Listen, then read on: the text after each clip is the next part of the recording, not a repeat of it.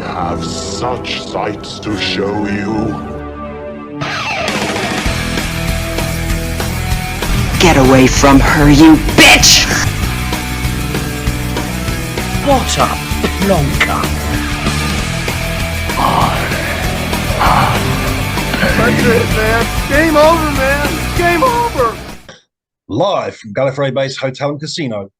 It's that podcast, the only one in existence where a psychotic killing machine and a fat chancer get together to talk about all things genre. It is, of course, When You Geek is showing. My name's Random JB, and with me, of course, is Miss Violet.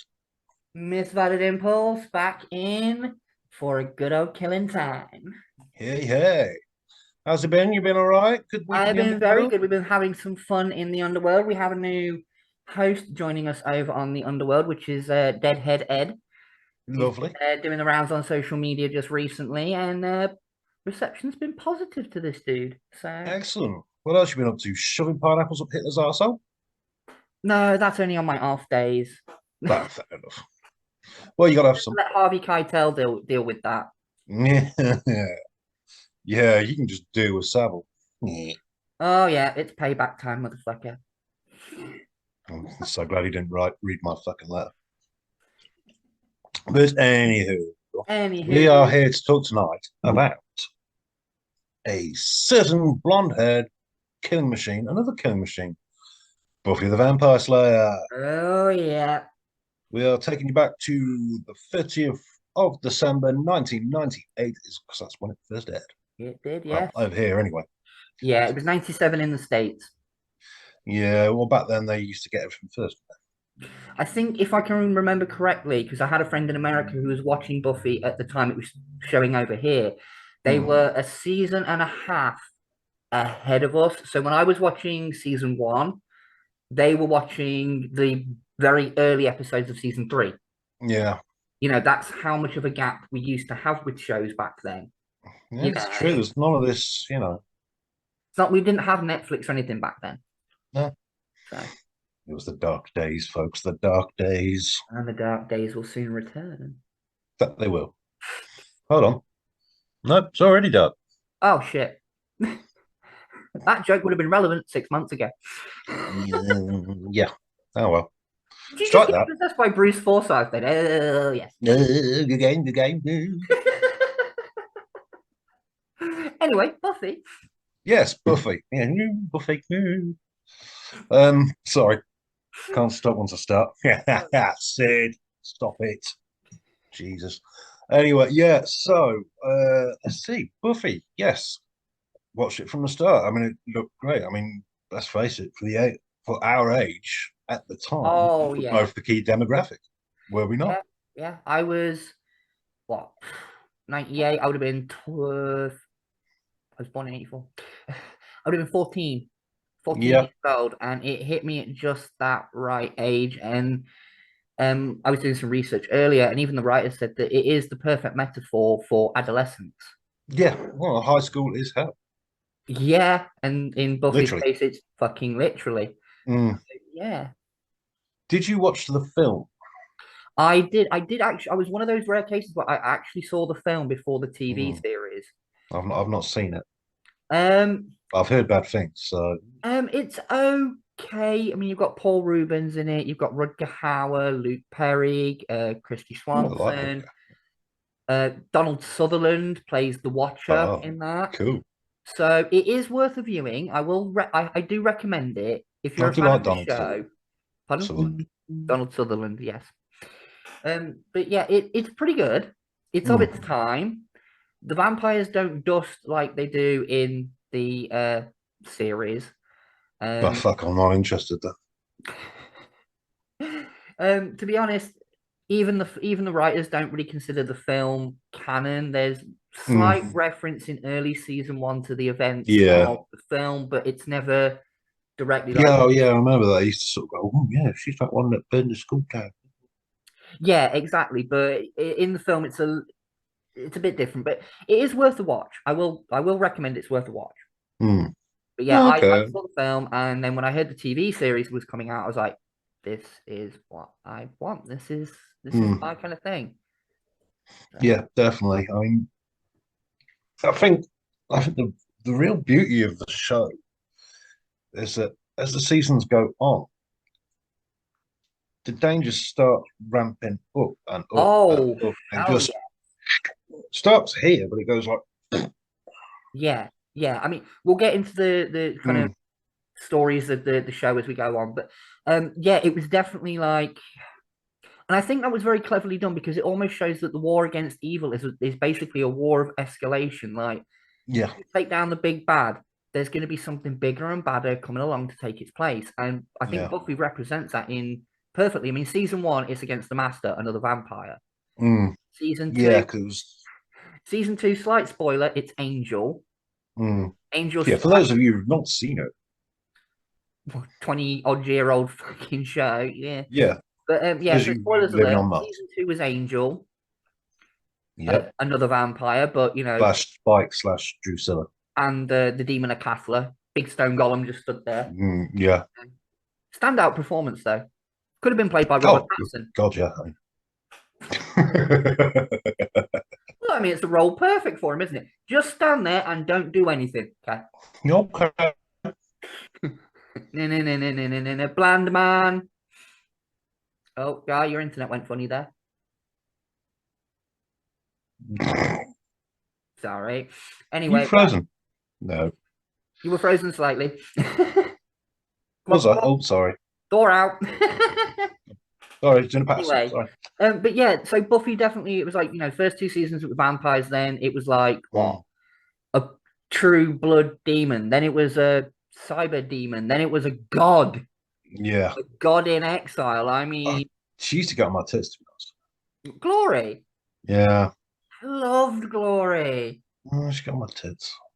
The great Glorificus. I loved her minions. Yeah, I preferred the minions to her. The minions were perfect minions. When you describe a minion, they were perfect. Like they always suck up to her. Yeah. And I love it. The one scene that pops into my head always when I think of these minions is where one of them's been stabbed, and because he's in pain, he's trying to think of things to call her, and he's like, "Oh, you wondrous, you." Yeah. Like he's run out of like compliments to say. He just goes, "Oh yes." Sorry, I'm a bit busy dying to compliment you. Yeah, exactly. He's like he's even like in pain, and he's still trying his fucking best. That's a minion. That's a true minion. And the lady minion was funny as well. Oh yeah, constantly kind of looking at Ben like this oddly handsome form. Yeah. Oh, and in that season as well. Right, so we're saying Ben is Glory. Okay. But how are they connected? Yeah. And the line, my favorite line, is everybody here very stoned? Yeah. But we're flashing forward there. We're flashing forward there.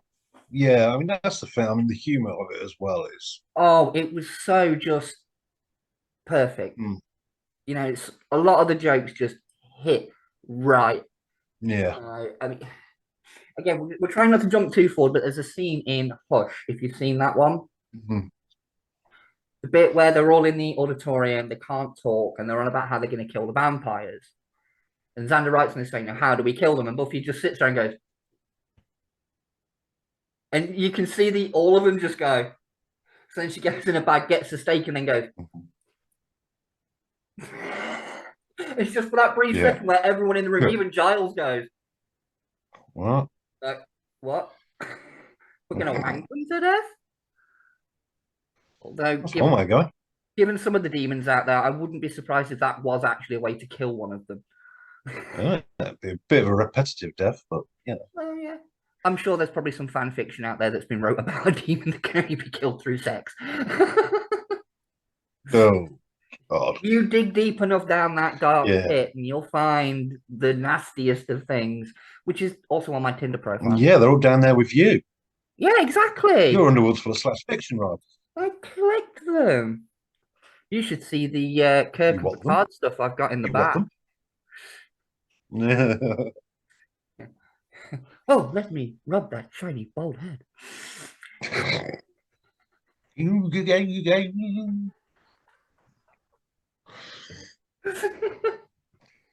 Sorry, we're on one tonight. Anyway, We are. Buffy, season 1.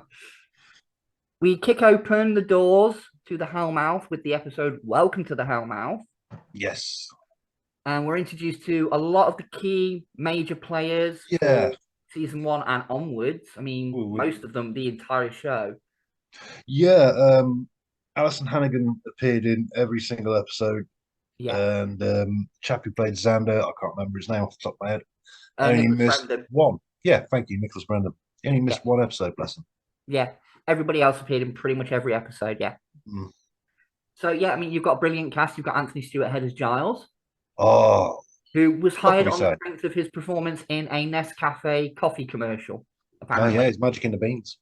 So, you know, and Anthony Stewart Head is a British treasure. We love Anthony Stewart Head. If you've not seen Repo the Genetic Opera, I suggest you do, because that will be covered soon here on Miss Violet's Underworld. I've got some good films coming up in the next couple of weeks. So, check it out, folks. Check it out. It's all on Calico Productions. Check out Miss Violet's Underworld. All things horror, grotesque, gory, beautiful. That's my space. Anyway, yeah. So again, we lost train of thought. Hello, babe. Yes. So right, Nicholas Brandon as Xander, kind of the comic relief. I like Xander. I think. Oh, I do. I see Xander get a lot of hate. No, bullshit. And the one thing I will say in his defense is, and they point this out in the show several times, right? Throughout the course of the show, the 7 seasons, he's literally surrounded by a slayer, a witch, an ex-demon, a werewolf, a vampire with a soul. Even Giles, because of his knowledge and everything, he's got something that contributes a big chunk of the group. Yeah. He's just the normal guy. And I think the thing that a lot of people miss with Xander is he's the audience's eye into this world. Yeah. You know, he doesn't know all the book stuff like Giles does. He can't fight like Buffy does. And spoiler alert, in season 7, that's why he loses his eye. Because as Caleb says to him, you're the one who watches everything. You're the one who sees everything. So he knocks his eye out. You know, I think Xander as a character should get more credit than he deserves. Is some of his actions justifiable with the way he's a complete douche to people at times?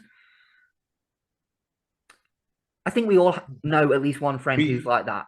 Yeah. We're still friends with them, but they're a massive dickhead. Yeah. You know, I mean, Jesus, you're my friend. I'm the massive dickhead. Exactly. So. But yeah, then we meet Cordelia Chase. Yeah. Played by the beautiful Charisma Carpenter. Indeed. She is very, very pretty, I will say that. She played the bitch role perfectly. And but she did get redemption. I have a little bit of trivia. Oh. I have trivia for once with this. My life. Charisma Carpenter actually originally auditioned for the part of Buffy, and Sarah Michelle Gellar auditioned for the part of Cordelia. That's interesting. Yeah, but they kind of switched roles. They got them to read as the different characters. And everybody just felt that Sarah was more of a fit for Buffy. Yeah. Charisma was more of a fit for Cordelia. Like, the way the character had been written, the way they did the mannerisms and things like that, it just worked better that way around. And I was like, well, in an alternate universe somewhere, there's there's that. But yeah, season 1, quick rough go over the plot line. The Master has been sealed beneath Sunnydale for around, I think at this point it's like 80 years. He got stuck there in the 1930s. He's been there for a long time. He's stuck like a cork in a bottle. He's stuck between 2 worlds. And if he gets out, the Hellmouth is open and the apocalypse begins. So season 1 is all about Buffy's efforts trying to stop him. He, it's also about her efforts to fit in as well. Oh yeah, season 1, she's a new girl, new school, and it's all about fitting in and finding your place. Yeah, and pushing against being a slayer. She does not want it. Oh yeah, at first she's like, no, don't want this. I got out of LA to get away from this. And it's like, well, honey, you're the slayer, you ain't got much choice.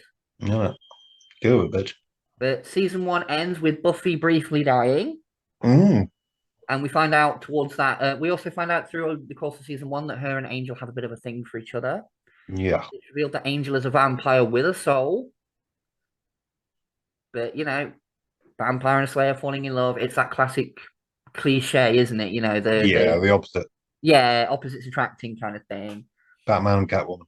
Yeah, it's the Batman Catwoman thing just done over again. Yeah, I mean Josh Whedon, we won't talk too much about him due to controversies with him, but he was a big comic book fan, and there are comic book imprints all over Buffy. I mean, there's even lines where Xander's like talking about getting the gang together, and he's like, "Yeah, Avengers Assemble."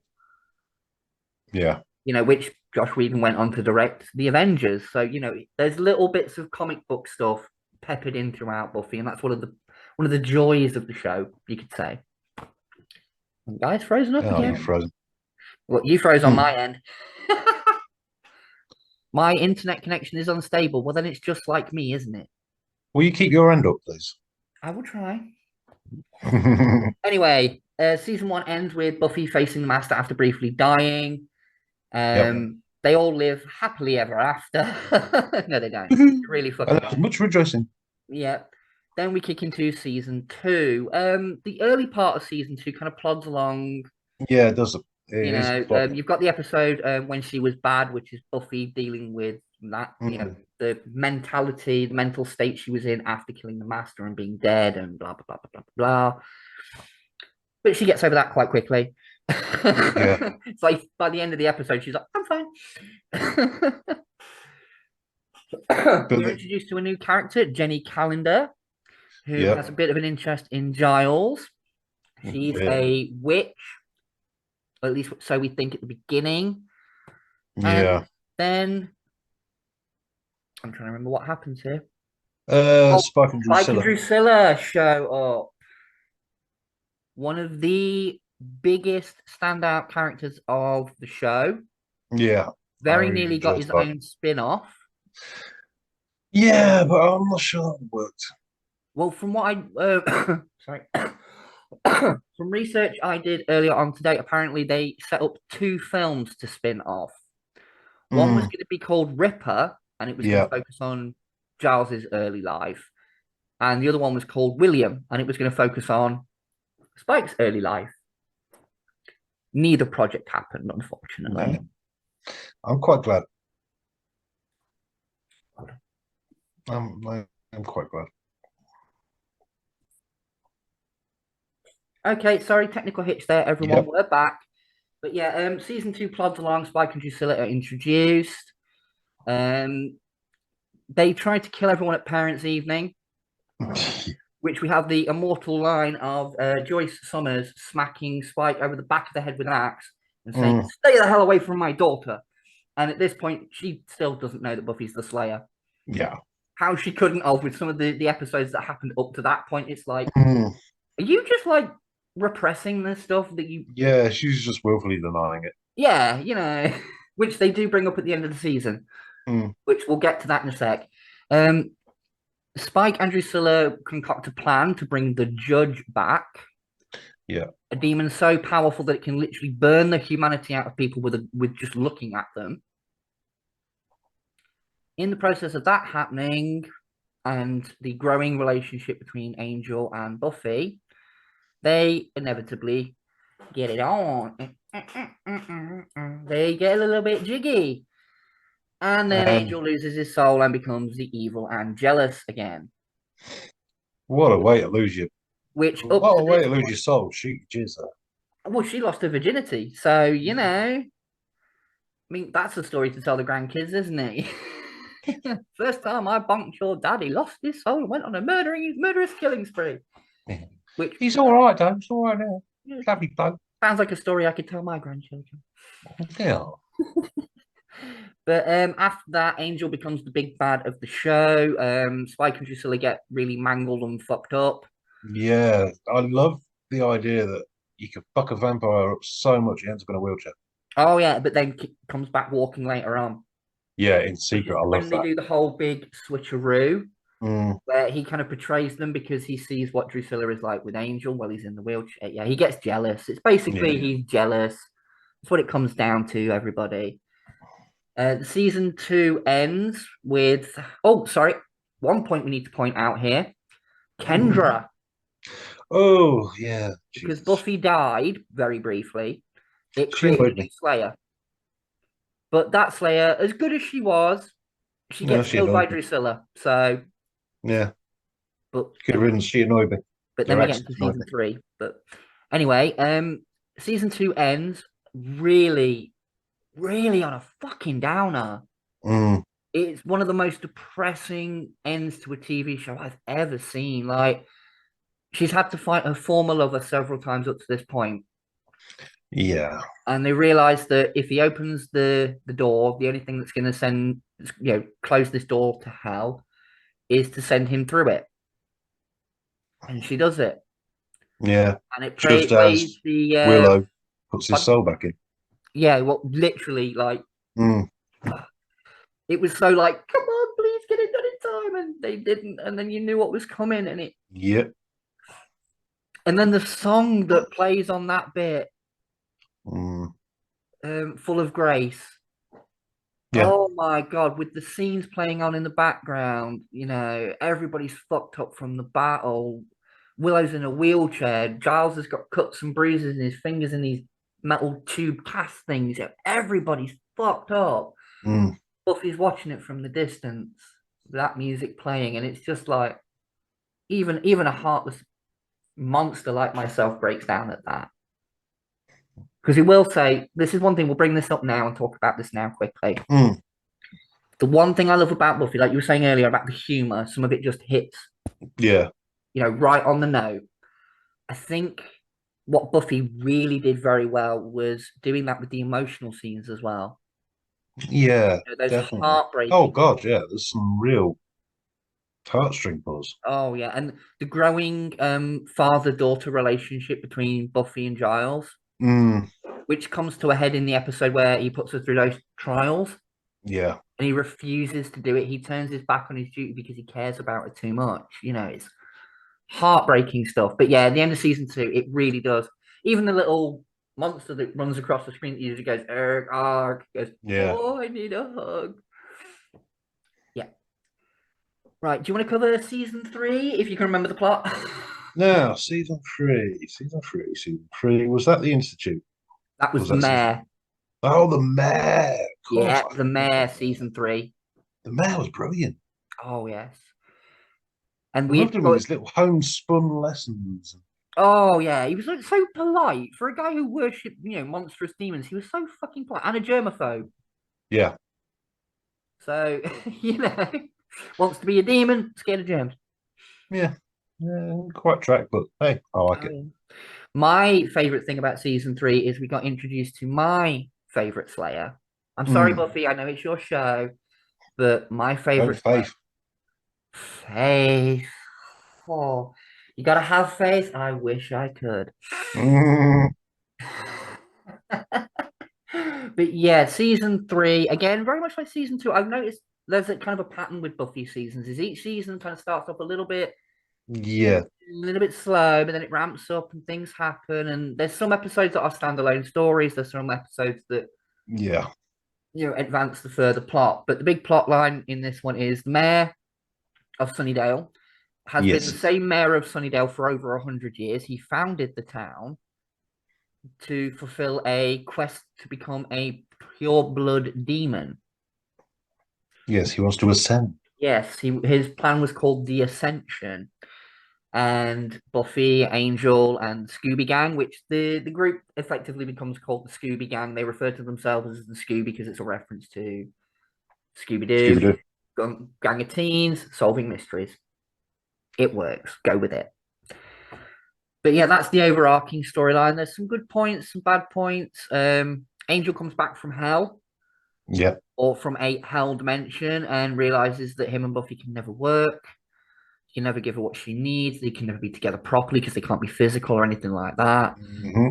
And he fucks off and leaves town and starts his own show, which we will cover in a future episode of 100. Yes, we will. Any memorable moments from season 3 for you? Yeah, all of the all of the Mayor stuff is brilliant, especially when Faith goes bad and Oh yeah. then she sides with him. I think they have such great little scenes together. Yeah. The one thing I really love with the whole Faith going bad storyline is it's not a sudden out of nowhere heel turn. No, that's the thing. It's a There's slow burn. Yeah, it peppers things throughout the season of, Mhm. from the very get-go, she's seen as that outside the group. Buffy doesn't like her. Buffy doesn't get on with her until they do start getting on. Mm. That's when Buffy's going a bit dark and a bit edgelord. But Yeah. like I said, the one thing I really love with the Faith storyline is it's just little moments where, like, the episode I'm thinking of, the one where the fake watcher shows up, Gwendolyn Post, Yeah, yeah. where they find out Angel's back. She goes to Faith's hotel, and Faith says, "Oh, where are all the others?" And she says, "Oh, what? Having one of their little secret meetings." And you Mm. can see by the look on Faith's face, he's like, "No, guess I wasn't invited."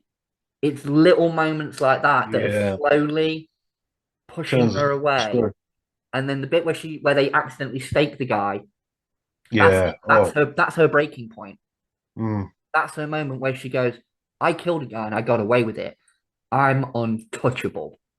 How many times did that get shown previously on Buffy? Oh Christ! Although I do like that. I think it's a nice little almost reference to the old X-Men cartoons. Yeah. Previously on X-Men. That one. Yeah, I think Mm. it's a little callback to that. And I love the way that it's different people voicing it most of the time as well. Yeah. That's a cool little touch. Yeah, My season favourite's three. always when it's Giles. Yes. I love his Pretty good. voice. Which Anthony Stewart Head did actually release some albums. Yes, he did. Uh, I heard one once. It's not my sort of thing, but he's good. oh yeah, he's got a good voice. Mm. But yeah, season 3 ends with the mayor being defeated, Faith being put in a coma, And the all of the school being destroyed. yeah, and the school getting blown the fuck up. Good thing they're on to college next season though. Yeah, and it's a good thing that that headmaster just, he was a prick. Oh, Quark from Deep Space Nine. Yeah. Damn it, Quark. Stop being a prick. My favorite line with him is he's like, "Oh, these kids are up to something. It's like I can smell it. It's like a sixth sense." And then Giles in the background cleaning his glasses goes, "No, that would just be one of the 5." Yeah. Or the scene where he's on about not letting Buffy back into school, Mm. and Giles pins him up against the wall and goes, "Would you like me to convince you?" It's that smile, Mm. that sinister smile, because we do know from previous episodes Giles has a bit of a dark past. Oh, yes. We're not going to Giles is touch on that. dangerous. We're trying to leave some mystery for people who may have not seen it, but go into it. Season 4, Buffy's in college. Yes. Season 4's not my favorite, I'll be honest. Yeah, I know what you mean. You got all this institute stuff. I don't want the government getting involved with supernatural shit. Yeah. I mean, Riley Finn replacing Angel as Buffy's love interest was never Yeah. my thing. The one episode I do enjoy, I do think is quite funny, is the Something Blue, Yeah. where Willow says things and it happens to people like Giles goes blind, demons Mm. constantly chase Xander, and Buffy and Spike end up engaged. Yeah. that bit lovely precursor to what happens later on down the line. Yeah, true. But yeah, season 4, the big bad is the Institute. They create I think I'm trying to remember how the show worded it. Was it a humanoid cybernetic demonoid? Yeah, with a Something disc like drive that. in his tit. But it's basically the Buffy's take on Frankenstein. Yeah. It's a creature stitched together from bits of men, bits of demons, robotic bits. The bit that made me go, ugh, with that is the fight between him and Buffy, and he turns his arm into a fucking minigun, like Transformers style. Yeah. I just went, No. nah, that's pushing it. Yeah. I can Even I was imagine like, a little gun popping out the side of his arm, mm, like a little minigun just popping out, and he blasts away with it. I can imagine that. But his whole arm, like, yeah. nah, Fuck off. No. nah. Too much. Too And the much. final episode of that series, where they're all in the dreamscape world thing, I wasn't keen on that episode either. Like I said, season 4 is not my personal favorite. It's TFM. It's TFM. Too fucking much. Yeah, exactly. Thank you very much. So, quickly moving on to season 5. Better. Yes, we have the introduction of Glory. Not my favorite, but still better than the Institute. And the one character that was introduced that made the entire fandom go, how? Yeah. Was Dory. Dawn. Yeah, the introduction of Dawn. It is revealed over the course of the season that she was magically created and sent to Buffy, and the monks played around with reality to make it like she's always been there, and us as the audience, much like Buffy, had to come to the terms with that Dawn has never been really a sister, but she is now. And it was a bit of a curveball to throw, but I think when you get to the 5th season of any show, you have to shake things up. You have to mess with the status quo to keep it fresh and keep it interesting. And I think it did its job, because literally at the end of the episode when Dawn first shows up, even I was like, okay, I've got to watch the next one to find out who the fuck this is, why we've never heard of them before. Like, it pulls people in, and I think it did its job. Yeah, I think the key thing got dropped quite quickly, though, didn't it? Yeah, but I think they wanted to try and drop it as, it's almost like, yeah, she's the key, but that's not the character. Yeah. They wanted to build more of, get you to like the character and understand the character of, like, she didn't have a choice in any of this. She didn't ask to be human. She didn't ask to have all these thoughts, feelings, memories. So, but yeah, we find out that she's the key. Glory needs her blood to open a dimensional doorway to get back, because Glorificus is a god in exile, forced into a male human prison to die of old age, but found a way to sneak back out occasionally, which is where the whole Ben is Glory thing comes from. Yeah. I actually like Ben. I did like Ben. I thought he was a cool little character.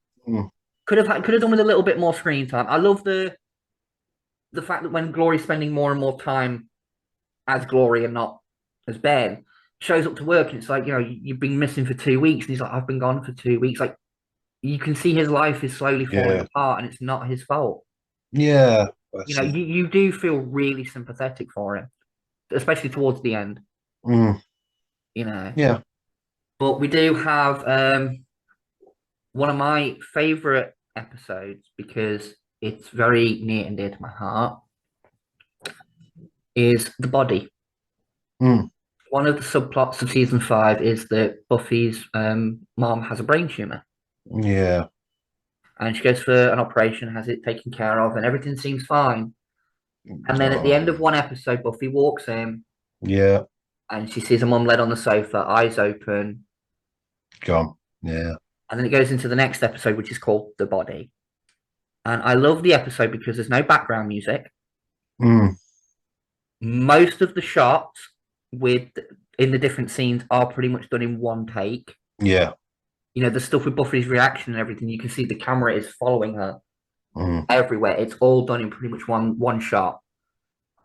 Some of the reactions from some of the characters really kind of really hit a message. The one with Anya that gets me is where she's asking all the questions and Willow snaps at her. And then she snaps back and she's like, because I don't understand. I don't understand why she just can't get back in her body. No one will explain to me why, because Anya is 1,000-year-old vengeance demon. Yeah, that's the thing, isn't it? To her, the concept of death is out there. It's she's lost all perception of what it means to die. And I think for that character as well, being human at that point, it's them facing their own mortality. Yeah. Eventually, that's going to happen to her as well, and she doesn't understand what. It's that. Yeah, and she don't like it. Yeah, and that's why I love that episode. Anya's a great character. I think Anya's a great character as well. Oh yeah. Definitely had a low point, but overall, yeah. But everyone's got to have that arc. They got to have the highs. They got to have the lows. Yeah. Then we have the other subplot of Spike falling in love with Buffy, actually properly this time. Because the initiative shoved the chip in his head. He can't hurt people, but he can beat up demons. So now he's kind of a good guy, but does his own thing. Like he's constantly saying to them early on in season 5, "I hate the lot of you," but he always runs to them when he needs help. Yeah. You know, he almost becomes that wacky neighbor character. Like, I can't Yeah. fucking stand you. Could you come and help me? You know. He is Chachi. Oh yeah, but he falls in love with Buffy. She finds out and is repulsed. Yeah.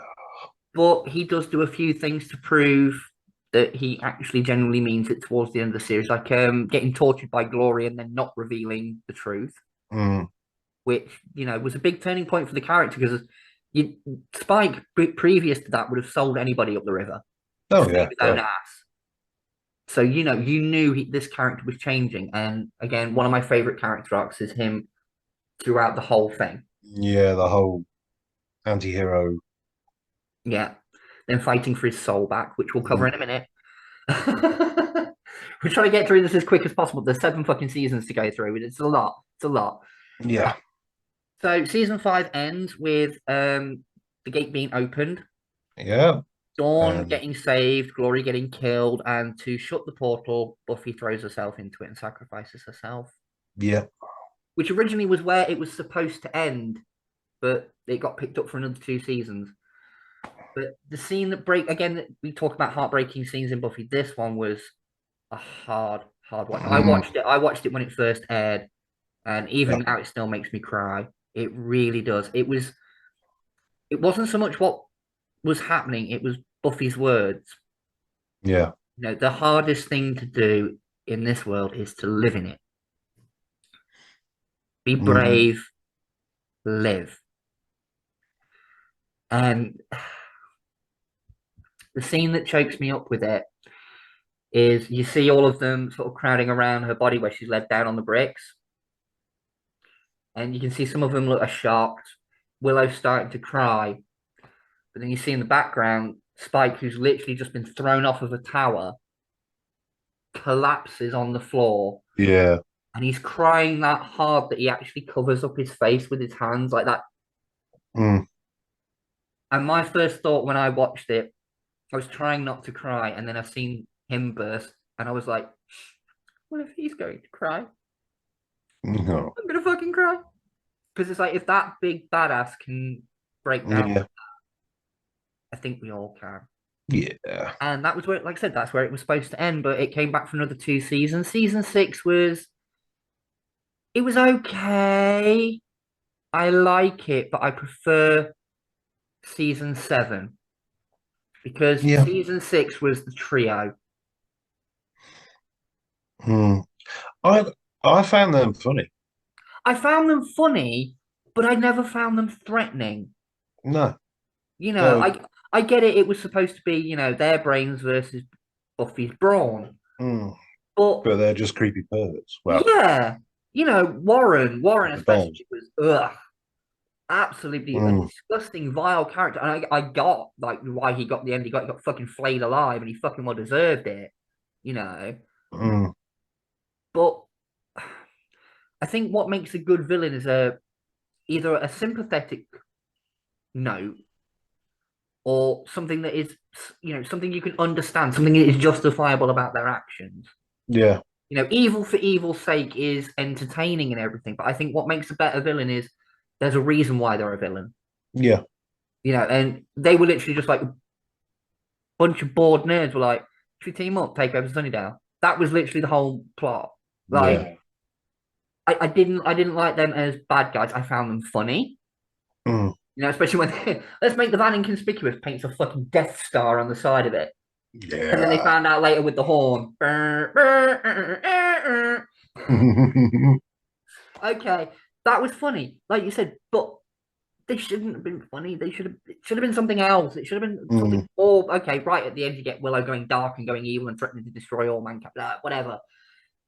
But the stuff with the trio just it wasn't my thing. I didn't really gel with it. But season 7, I love season 7. It was a good way to end the whole thing. Well, I say end the whole thing. It was a good way to end the show. Yes. We'll talk about that in a minute. But season 7, well, at the end of season 6, quick side subplot. Spike went to Africa, I think it is, Yeah. and fought a demon to make him what he once was. And it's revealed right at the end of the last episode, proper cliffhanger. They give him his soul back. Dun, dun, dun. So season 7, we deal with Spike coming back. There is a plot line that we're not going to talk about on here because it traumatized the actors. It was kind of unnecessary. We're not going to talk about it, but there's a reason why Spike and Buffy are so at odds. They had a relationship during the 6th season and it went downhill for them. Yeah, that's for sure. Yeah, we're not going to go into that. No. So there's tension between them, but he's come back. He's got his soul. He's gone do rally. Yeah, he's gone absolutely fucking nuts. I do love the scene though where he hangs himself on the cross. Like that is him showing his penance. That really is like, yeah, you know. But season 7 chugs along nicely. It's revealed that the first that was mentioned in an episode in season 3 was it 3? made its first appearance in season 3 when it tried to make Angel kill himself. Oh yeah. Sorry, you're right. So you know, this thing claims to be the first evil. Blah blah blah blah blah. Sunnydale's going to hell, literally. A new race of vampires show up, known as. Oh, they're cool. The Uber Vamps. Yeah, the Uber Vamps, Atula Khan, as they are known in the show. I'm not a nerd.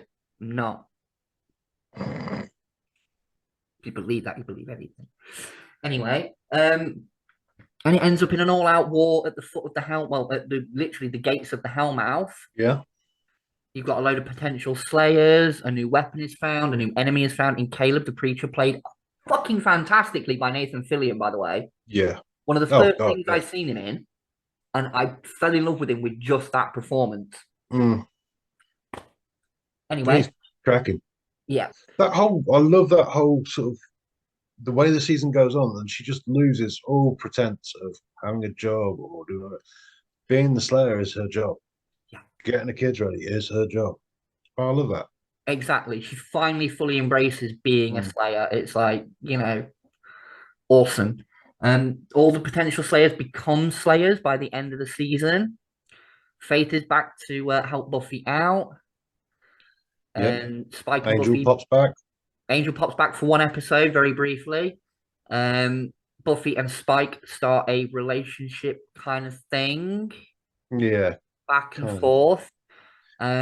Which Andrew joins the house as the court jester. He starts off as a fucking hostage and then he's just there. Yeah. He's like, I'm one of the good guys now. Like, he's moaning about Pop-Tarts. Yeah. Oh, and Hot Pockets. Yeah, Hot Pockets. Mr. Giles, face up, that's Hot Pocket. Shut up. One scene that stands out for me is between him and Spike. They're on the motorbike. Oh, the motorcycle ride. Yeah. And the onion. We should stop for food on a road trip. It's not a road trip. It's a covert mission. Start talking about onion blossoms. Yeah. Spike goes through the whole explanation of how you make it, and then he just goes, "You tell anyone we had this conversation, I'll bite you." So I got to keep tough guy image up, you know. He likes the onion. But yeah, season 7 ends with the Hellmouth destroyed, the town wiped out. Nobody died though, everybody left. Oh, sidestep, favorite side character in season 7, Clem. God, yeah, Clem's awesome. Fuck it, I love Clem. The bit where he's talking to Dawn and he's doing the whole bugles thing. Yeah. Oh. I love it. It gets so bad. Even like random vampires and demons are just pissing off out. Oh yeah, they know shit's going bad. But yeah, season 7 ends with all the Slayers in the world activated and they're on about leaving, and then it just kind of ends there. But yeah, rewinding the clock ever so slightly there, we'll talk about another depressing fucking ending, but also at the same time a very in-character one. Spike has been given this amulet gem thing that will help in the battle. He wipes out all the Uber vampires. He pulls the ground in on itself. He starts destroying the whole fucking... He literally closes the Hellmouth. And he starts struggling. Well, while he's there blasting all this energy out, he puts his hand out and it bursts into Oh. well, Buffy links fingers with him, and as she does, it hand sets on fire, and she looks at him, and the music Oh. and the background noise all kind of just dies down for a minute, and she says, "I love you." Mm. I'm cracking up thinking about it here. And he looks at her and he says, Yeah, thanks for "There saying you that. go, but thanks for saying it." Mm. And then she leaves, and then he burns up and dies. And yeah, that was a tough watch first time around. I was like, "Oh my god, I knew he was gonna go, but wow." I'd heard spoilers that he died at the end of it, and I was like, "Well, just don't tell me how." Mm. And then when I saw it, it was just like, At least he died laughing. "Oh, he fucking did." And then they brought him back in Angel season 5. Spoiler alert! Jesus. But that's our quick rundown of. I said, Yeah. fucking hell, we've been here, what, half hour? That was a When rundown of the entirety of Buffy in TV format. Mm, They did go up to season 12 in the comic books. I've not bothered. To be honest, I've read some footnotes, and in some of the stuff, it's like, really, they went that route with it. Mm. Like, and in one point in the story of the continuing up to season 12, Xander ended up with Dawn. Sick in my mouth. Ugh, Yeah, yeah, that was that's wrong. one of the things that made me not want to read it. I was like, okay, I get by the point in the storyline she's like in her 20s, but at the same time, he knew her since she was like a little bitty girl. Yeah. If you're the kind of guy who can hook up with a girl that you've known since they were like 10 years old, Wrongness. no. And I think Wrongness. I think that's where a lot of the hate for the Xander character comes from because of that in the comic books. Yeah. Which is understandable, completely fucking understandable. Mm. I don't think they should have done that in the No, don't they really don't should go have done. there. But yeah, there's plenty of Buffy content out there. If you want to, There's books, there's go find it. novels. There was novels printed between 1998 and 2008. It's like Yes, six I did read a books. couple of them. One I can highly recommend, very very good one, is Spike and Drew, Pretty Maidens All in a Row. Hmm. Very very good. Oh, cool. It's Spike and Drusilla running around 1920s, 1930s New York. Mm. Yeah, it's very good. I had the hardback edition, very fucking good book. All right, cool. Right, I guess we should talk memorable things about Buffy. What are your thoughts on the whole Buffy verse, guy? Well, to be honest, I just stuck with the show. I didn't go for the whole verse thing. Angel was a cracking watch.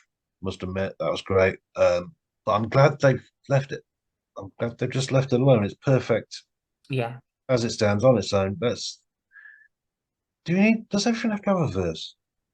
Does everyone have to have a universe? Does everyone have to have an extended universe? Can things not just some things need to be just left? I think with Buffy, it started with the show, and then there was, like you said, the novels, and then when they did the continuing on from the show with the season 8 comic book, that inevitably had characters kind of split. It was almost like a tree, characters splintered off and then came back. And at one point, you had like there was a Faith comic, there was a Spike comic, an Angel comic. They were splitting off in so many different directions that when it come time to tying up all the plot points, it was just like, Yeah. So, like you, I stick with seasons 1 to 7. Yes. You know, That's what we need. yeah, I think they ended it perfectly, unlike Angel, but we'll get to that. Oh, don't get me started. But yeah, so Buffy the Vampire Slayer, if you've never seen it before, high recommendation. If you've never seen it before, the fuck have you been? Living in Mars in a cave with your eyes shut and your fingers in your ears? Fuck me, people. And that's a quote from The Simpsons. Yes, it is. Something you never thought you'd get on Calico. Yeah, yes, it's all there. It's all up here, folks. It's all up there. But on the yeah, old we computer. can highly recommend Buffy if you like anything vampires, anything supernatural. If you like the TV series Supernatural, which I'm really surprised that never got a crossover with Buffy. James Masters and Chris Carpenter appeared in it. Oh yeah, as I know they Destiny, popped but up in later seasons, but I mean, I think there should have been a proper crossover. Like I don't know, the Winchesters passed through Sunnydale. what? Big fucking crater. Well, whoops. Hey, No, look at I that. meant like Well, the town used to be there. in the earlier kind of seasons, like when the Yeah, two no. shows were running at the same time. It would have been cool if, even if it was just Yeah. a background shot, even if just the Winchesters drove past where they were getting coffee, that would have been a nice little wink, wink, nudge, nudge to the fans, like set in the same universe, set in the same universe. True, I mean, true. Think about it, it could work. Yeah. Supernatural, that's one we might have to cover in a future episode. Yeah, but we're not going through season by season. Jesus Christ, Oh, 15 fuck of no, we'll just do an overview. We'll just do an overview. Yeah, fuck me. Promise to do 7. Fuck. I ain't doing 15 fucking seasons. Screw that. Exactly. Jesus Christ, only so long I could sit on this chair. Oh, yeah, it's only so long I can wear this get up. Yeah. That's when I'm in the underworld, Well, yeah. With your fluffy bunny slippers. Well, I was thinking more the whips and chains get in the, clothes get in the way of all the whips and chains. So, I just walk around nude. You with your fluffy bunny slippers.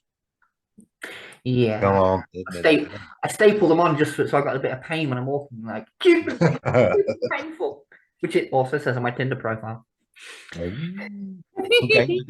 Good game. Anyway, sorry. I think we've pretty much done what we can do with Buffy for this week. There's a joke there. Giggity. Giggity. All right. But yeah, so I think that means that next week we're going to cover Angel. Excellent. Mr. Burns. Have you been watching The Simpsons? No, but they just always stick in my head because my daughter watches them relentlessly. Oddly enough, my daughter watches nothing but Gordon Ramsay. Yeah, but Cassie's cool. I should be concerned about that. You shouldn't. Anyway, Guy, you want to lead us out for the night?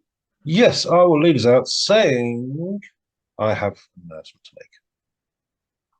Random guy will return. Dun, So. dun. Oh! Is he going to If jump the only shark or is educate. he going to punch it? Pardon? I said, are you going to jump the shark or are you just going to punch it? No, I'm just going to punch it right fucking out. Well, we shall look forward to that. Then I'll cook it and eat it. Oh, yeah. But yeah, so yeah, random guy will return at some point soon. And do check out all the rest of the Calico Productions content because it's all good, folks. It's all good. And to go along with your announcement, small announcement over here, a review station has been built. Miss Valentine will be returning soon with more reviews. Oh, blimey. Oh, she's been let out of Ashwood Asylum, has she? Okay. Not quite. They're just still getting her medication levels right. Oh, she's getting day release. I got a day release. No, more like night release. It's lovely, we had a lovely day, Jim. It's nice to be on day release. Well, we've got to get back. Callie's on tag. Coming back. Callie is coming back. She'll be back soon enough. Just in time for Christmas. Ooh. As you know, just like Christmas, Callie only comes once a year. Hey. Anyway, okay, stop. We're waffling now. We are waffling, so stop waffling. It's time to say goodnight, children. It's time to say goodnight, children. All you good children need to go to bed. And so do I, because I've got work in the morning. So, this is JB saying if you can't be good, be random. If you can't be bad, be better. And this is Violet Impulse saying, raise a little hell. It's always worth it. Woohoo! All right, folks, we'll see you soon. Take care. Bye-bye. Bye, everyone. We have such sights to show you. Get away from her, you bitch! What a plonker. That's it, man. Game over, man. Game over.